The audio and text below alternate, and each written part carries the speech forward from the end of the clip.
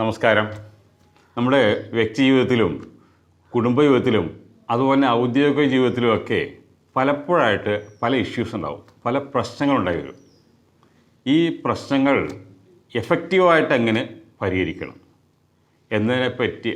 അതിനുള്ള ഒരു 6 ടിപ്സാണ് ഇന്ന് ഞാൻ നിങ്ങളോട് പറയാൻ ആഗ്രഹിക്കുന്നത്. ഒരു സംഭവകഥ പറഞ്ഞുകൊണ്ട് തുടങ്ങാം. ഈ അടുത്ത്, അതായത് ഈ ലോക്ക്ഡൗണൊക്കെ വരുന്നതിന് മുമ്പായിട്ട് എൻ്റെ ഒപ്പം വയനാട്ടിൽ 20 കൊല്ലം മുമ്പ് വർക്ക് ചെയ്യുന്ന ഒരു സുഹൃത്തിനെ എറണാകുളം ടൗണിൽ വെച്ച് കാണാനിടയായി. വളരെ സന്തോഷമായി. ഞങ്ങൾ പരസ്പരം ഒട്ടേറെ സംസാരിച്ചു. ഞങ്ങളുടെ വ്യക്തിജീവിതവും കുടുംബജീവിതത്തെക്കുറിച്ച് സംസാരിച്ചു. കുറേ കഴിഞ്ഞ് പിരിയുന്നതിന് മുമ്പായിട്ട് ഒരു ചായ കുടിക്കാൻ ഞാൻ ക്ഷണിച്ചു. അങ്ങനെ ഞങ്ങൾ ഒന്നിച്ചൊരു റെസ്റ്റോറൻറ്റിൽ കയറി. വളരെ കൺവീനിയൻ്റ് ആയിട്ട് സ്ഥലത്ത് പോയിട്ട് അങ്ങനെ പരസ്പരം ഓപ്പോസിറ്റായിട്ട് ഡെസ്ക് ഇരുന്നു. വെയിറ്റർ വന്നു. സാർ എന്താ കഴിക്കേണ്ടതെന്ന് എന്നോട് ചോദിച്ചു. ഞാൻ പറഞ്ഞു എൻ്റെ സുഹൃത്താണ് ഇന്നത്തെ ഗസ്റ്റ്, ആ ഗസ്റ്റിനോട് ചോദിക്കാൻ പറഞ്ഞു. അങ്ങനെ വെയിറ്റർ അങ്ങോട്ട് തിരിഞ്ഞു ചോദിച്ചു, സാർ കഴിക്കാൻ എന്താ വേണ്ടേ? സുഹൃത്ത് പറഞ്ഞു, ഏയ് അങ്ങനെയൊന്നുമില്ല, എന്തായാലും മതി. എന്നാൽ ഇഡ്ഡലി സാമ്പാർ എടുക്കട്ടെ സാർ? ഇഡ്ഡലി സാമ്പാറൊക്കെ ഡെയിലി വീട്ടിൽ കഴിക്കുന്നതല്ലേ, എന്നാൽ പിന്നെ എന്താണ് സാറെ കഴിക്കാൻ വേണ്ടത് എന്നായി വെയിറ്റർ. അപ്പോൾ സുഹൃത്ത് പറഞ്ഞു, അങ്ങനെയൊന്നുമില്ലെന്നേ, എന്തായാലും മതി. അപ്പോൾ വെയിറ്റർ രണ്ടാമത്തെ പ്രപ്പോസൽ ചോദിച്ചു, ചൂട് മസാല ദോശ ഉണ്ട് സാർ, മസാല ദോശ സാമ്പാറും ചട്നി എടുക്കട്ടെ? മസാല ദോശ കഴിക്കുമ്പോൾ നല്ലതാണ്, പക്ഷേ ഗ്യാസ് കയറും. പിന്നെ സാറിന് എന്താ വേണ്ടതെന്നായി. അപ്പോൾ സുഹൃത്ത് പറഞ്ഞു, അതങ്ങനെയൊന്നുമില്ലെന്നേ, എന്തായാലും മതി. വെയിറ്റർ ആയി കൺഫ്യൂഷനിലായി. വെയിറ്റർ വീണ്ടും ചോദിച്ചു, എന്നാൽ പിന്നെ പൂരി മസാല എടുക്കട്ടെ സാർ? പൂരി മസാല വേണ്ട, അത് ഓയിലാണ്. ഒന്ന് ആലോചിച്ച് നോക്കി, ചായയോടൊപ്പം എന്ത് കടി കഴിക്കണം എന്ന് കാര്യത്തിൽ ഒരു തീരുമാനം എടുക്കാൻ പോലും എൻ്റെ സുഹൃത്തിന് കഴിയുന്നില്ലെന്ന് ചുരുക്കം. ഏത് ഷർട്ട് വാങ്ങണം, വീടിന് എന്ത് പെയിൻ്റ് അടിക്കണം, കുട്ടിയെ ഏത് സ്കൂളിൽ ചേർക്കണം തുടങ്ങിയ ചെറിയ ചെറിയ പ്രശ്നങ്ങളിൽ തീരുമാനം എടുക്കാൻ പൊതുവേ എല്ലാവർക്കും എളുപ്പമാണ്.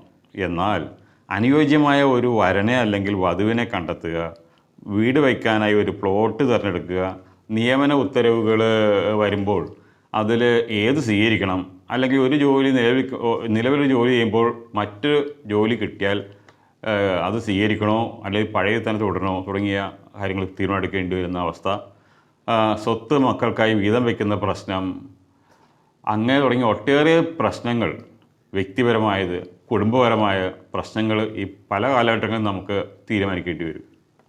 കൂടാതെ ഔദ്യോഗിക ജീവിതത്തിലും നിർണായകമായ പല തീരുമാനങ്ങളും നമുക്ക് എടുക്കേണ്ട സാഹചര്യങ്ങളുണ്ടാകും. തീരുമാനങ്ങൾ തെറ്റിപ്പോയാലുണ്ടാകുന്ന ഭവിഷ്യത്തിനെ ഓർത്ത് അല്ലെ പ്രത്യാഘാതങ്ങളെ ഭയന്ന് ചിലർ തീരുമാനം തന്നെ മാറ്റിവെക്കാറുണ്ട്. തീരുമാനങ്ങൾ യഥാസമയത്ത് എടുത്തില്ലെങ്കിൽ അതിലേറെ പ്രശ്നമാണ്. ചിലർ പറയുന്നത് കേട്ടിട്ടില്ലേ, അന്ന് ഞാൻ ആ കമ്പനിയിൽ നിന്നും വന്ന ഓഫർ സ്വീകരിച്ചിരുന്നുവെങ്കിൽ ഇന്ന് എനിക്ക് ഗതി വരില്ലായിരുന്നു. ആ സ്ഥലം വിൽക്കാൻ അന്നെടുത്ത തീരുമാനം മണ്ടത്തരമായി പോയെന്ന് പിന്നെ എനിക്ക് മനസ്സിലായത്. എത്ര ആലോചന മകൾക്ക് വന്നതാണ്. എൻ്റെ മകളെ അവന് കെട്ടിച്ചു കൊടുത്തത് വലിയ അബദ്ധമായി പോയി. ഇങ്ങനെയൊക്കെയുള്ള കമൻറ്റുകൾ നമ്മൾ പലപ്പോഴായി കേട്ടിട്ടുള്ളതാണ്. പ്രശ്നങ്ങളിൽ ഒരിക്കലും ലാഘവത്തോടെ തീരുമാനം എടുക്കരുത്, ദുഃഖിക്കേണ്ടി വരും. അതുപോലെ തന്നെ ഒരിക്കലും ഇമോഷണലായി തീരുമാനം എടുക്കാതിരിക്കുക. ലഹരിയുടെ സാന്നിധ്യത്തിലും ഗൗരവമായ കാര്യങ്ങളിൽ തീരുമാനം എടുക്കരുത്. ഇത്രയും പറഞ്ഞാൽ മതി, നമുക്ക് രാവിലെ കാണാം, രാവിലെ അഭിപ്രായം പറയാം, തീരുമാനം അറിയിക്കാം എന്ന് പറഞ്ഞാൽ അതായിരിക്കും ഉചിതം. സുഹൃത്തുക്കളെ, സങ്കീർണമായ പ്രശ്നങ്ങളിൽ ഉചിതമായ തീരുമാനം, അതായത് എഫക്റ്റീവ് ഡിസിഷൻ എടുക്കുന്നതിനാവശ്യമായ 6 ടിപ്സാണ് ഞാൻ നിങ്ങളോട് പറയാൻ ആഗ്രഹിക്കുന്നത്. Step 1, define the issue, define the problem. പ്രശ്നം എന്താണെന്ന് മനസ്സിലാക്കുക, അത് തന്നെയാണ് ഏറ്റവും വലുത്. ഒരു പ്രശ്നത്തിൽ തീരുമാനം എടുക്കുക എന്നുള്ളതാണല്ലോ നമ്മുടെ ലക്ഷ്യം. അപ്പോൾ അതിനു മുമ്പായിട്ട് ആ തീരുമാനം തെറ്റാവാതിരിക്കണമെന്നുണ്ടെങ്കിൽ എന്ത് വേണം? പ്രശ്നം എന്താണെന്ന് നന്നായിട്ട് പഠിക്കണം, കൂലങ്കഷമായി പഠിക്കുക, തലനാരിഴ കീറി പഠിക്കുക, പ്രശ്നത്തിൻ്റെ 4 വശവും പഠിക്കുക, ബന്ധപ്പെട്ട എല്ലാവരുമായി ചർച്ച ചെയ്യുക, ഡിസ്കസ് ചെയ്യുക, എല്ലാവരും വിവരങ്ങൾ ശേഖരിക്കുക. അതാണ് ആദ്യത്തെ ഘട്ടം. പ്രശ്നം എന്താണെന്ന് മനസ്സിലാക്കുക. രോഗം എന്താണെന്ന് അറിഞ്ഞാലല്ലേ നമുക്ക് ചികിത്സ തീരുമാനിക്കാനാവൂ. അപ്പോൾ രോഗം എന്താണെന്ന് അറിയുക എന്നുള്ളതാണ് ആദ്യ ഘട്ടം. രണ്ടാം ഘട്ടത്തിലേക്ക് പോകാം. Step 2, gather all the relevant information. അതായത് ആ പ്രശ്നവുമായി ബന്ധപ്പെട്ടുള്ള ഇൻഫർമേഷൻ പരമാവധി കളക്ട് ചെയ്യാം. ഇപ്പോൾ രണ്ട് വ്യക്തികൾ തമ്മിലുള്ള, രണ്ട് കുടുംബക്കാർ തമ്മിലുള്ള വഴക്ക്, കുടുംബ വഴക്കാണെന്നിരിക്കട്ടെ. ആ വഴക്ക് പരിഹരിക്കണമെന്നുണ്ടെങ്കിൽ മധ്യസ്ഥൻ റോളിൽ നമ്മൾ ചെല്ലണമെന്നുണ്ടെങ്കിൽ എന്ത് ചെയ്യണം?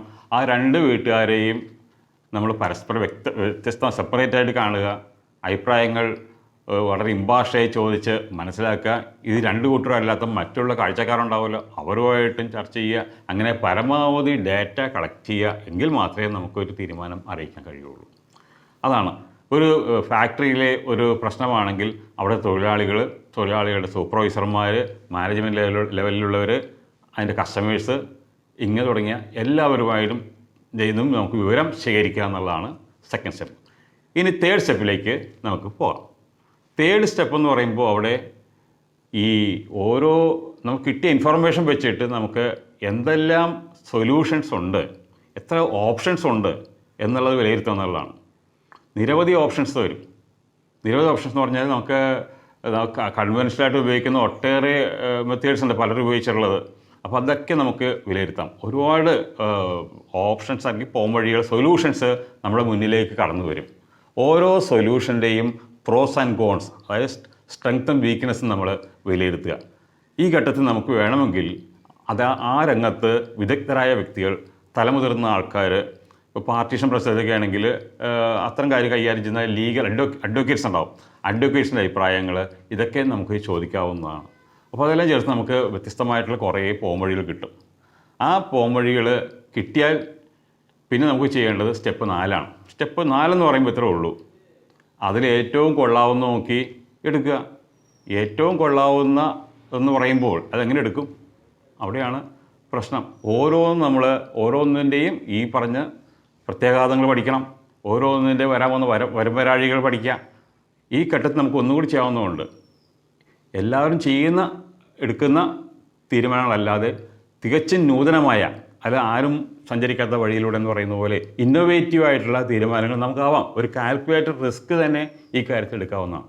എന്തായാലും ഫൈനലി ഒരു പോംവഴിയിലേക്ക് നമ്മൾ എത്തിച്ചേരും. അത് ഫൈനലൈസ് ചെയ്ത് കഴിഞ്ഞാൽ ഇവിടെയെല്ലാം നമുക്ക് വിദഗ്ധരായ ആൾക്കാരുടെ സേവനം നമുക്ക് അന്വേഷിക്കാവുന്നതാണ്, അവരോടൊക്കെ ഡിസ്കസ് ചെയ്യാവുന്നതാണ്. കാരണം എല്ലാ കാര്യവും നമുക്ക് ഒറ്റയ്ക്കെടുക്കാനാവില്ലല്ലോ. അപ്പോൾ കൊള്ളാവുന്ന ആൾക്കാർ, ഇമ്പാർഷ്യലായിട്ടുള്ള ആൾക്കാർ, നമ്മളെ സഹായിക്കുമെന്ന് ഉറപ്പുള്ള ട്രസ്റ്റ് വർത്തിയായിട്ടുള്ള ആൾക്കാരുമായിട്ടൊക്കെ ചർച്ച ചെയ്ത് നമ്മളൊരു തീരുമാനം എടുത്താൽ പിന്നെ അടുത്ത പണി എന്താ? അതാണ് സ്റ്റെപ്പ് 5 എന്ന് പറയുന്നത്. അതായത് അതിനൊരു ആക്ഷൻ പ്ലാൻ ഉണ്ടാക്കണം. ആക്ഷൻ പ്ലാൻ എന്ന് പറയുമ്പോൾ അതെങ്ങനെ ഇംപ്ലിമെൻറ്റ് ചെയ്യണം, നമ്മൾ വിചാരിക്കുന്ന രീതിയിലേക്ക് ഇതിലേക്ക് നമുക്ക് അച്ചീവ് ചെയ്യണ്ടേ. അപ്പോൾ അതിന് നമുക്ക് ഒരു ആക്ഷൻ പ്ലാൻ ഉണ്ടാക്കുക. അപ്പോൾ ആക്ഷൻ പ്ലാൻ ഉണ്ടാക്കി കഴിഞ്ഞാൽ പിന്നെ അടുത്ത ഫൈനൽ സ്റ്റെപ്പാണ് implementation of the action plan. Implementation of action plan എന്ന് പറയുമ്പോൾ അത് നമ്മൾ ആ ആക്ഷൻ പ്ലാൻ അനുസരിച്ച് സ്റ്റെപ്പ് ബൈ സ്റ്റെപ്പായിട്ട് ഓരോ നടപടി എടുക്കുന്നു. Then assess the result. അപ്പോൾ implement the action plan and assess the result എന്ന് പറയാം. ഓക്കെ, അപ്പോൾ നമ്മൾ 6 സ്റ്റെപ്സ് ഡിസ്കസ് ചെയ്തു. ആ 6 സ്റ്റെപ്സ് അല്ല 6 ടിപ്സ് ഒരിക്കൽ കൂടി പറയാം. അപ്പോൾ സ്റ്റെപ്പ് 1 ഇത്രേ ഉള്ളൂ, define the problem. Second, gather relevant information. Third, identification of various options, solutions, alternatives കണ്ടുപിടിക്കാം. Fourth, choose among the alternatives. അതിൽ ഏറ്റവും കൊള്ളാവുന്നതിൽ ഒന്ന് നോക്കി സെലക്ട് ചെയ്യുക. Make an action plan. Fifth. 6ാമത്തെ ഇത്രേ ഉള്ളൂ, implementation of the action plan. അപ്പോൾ ഈ 6 സ്റ്റെപ്സിലൂടെ നമുക്ക് ഏത് പ്രോബ്ലത്തിനും എഫക്റ്റീവായിട്ടുള്ള ഒരു തീരുമാനം എടുക്കാനും അത് നടപ്പാക്കാൻ കഴിയും. നമുക്ക് ദുഃഖിക്കേണ്ടി വരില്ല എന്നാണ്. പിന്നെ ചിലപ്പോൾ വളരെ റെയറായിട്ട് ചിലപ്പോൾ നമ്മുടെ തീരുമാനം തെറ്റിപ്പോവാം. ആ റിസ്ക് നമ്മൾ ഏറ്റെടുക്കുക. ഇത്രേ ഉള്ളൂ. ഓക്കെ, അപ്പോൾ ഒന്നുകൂടി പറയുകയാണ്, ഇത്രേ ഉള്ളൂ. Doing what is right is easy. നമുക്ക് ശരിയായ തീരുമാനം എന്താണെന്ന് പറഞ്ഞാൽ നടപ്പാക്കാൻ എളുപ്പമാണ്. But knowing what is right is difficult. Be sure you are right. Then go ahead. All the best. സുഹൃത്തുക്കളെ, ഈ വീഡിയോ നിങ്ങൾക്ക് ഇഷ്ടപ്പെട്ടെങ്കിൽ ലൈക്ക് ചെയ്യുക, സബ്സ്ക്രൈബ് ചെയ്തിട്ടില്ലെങ്കിൽ സബ്സ്ക്രൈബ് ചെയ്യുക. അതുപോലെ ഈ ഇൻഫോർമേറ്റീവ് ആയിട്ടുള്ള വീഡിയോ, ഡിസിഷൻ മേക്കിങ്ങിലുള്ള ഈ വീഡിയോ നിങ്ങൾ കണ്ടു കഴിഞ്ഞു, അത് മനസ്സിലാക്കി നിങ്ങളുടെ സുഹൃത്തുക്കൾക്കും അതിൻ്റെ ഉപകാരം കിട്ടണ്ടേ. അതുകൊണ്ട് നിങ്ങളത് നിങ്ങളുടെ സുഹൃത്തുക്കൾക്ക് കൂടി ഫോർവേഡ് ചെയ്യുക.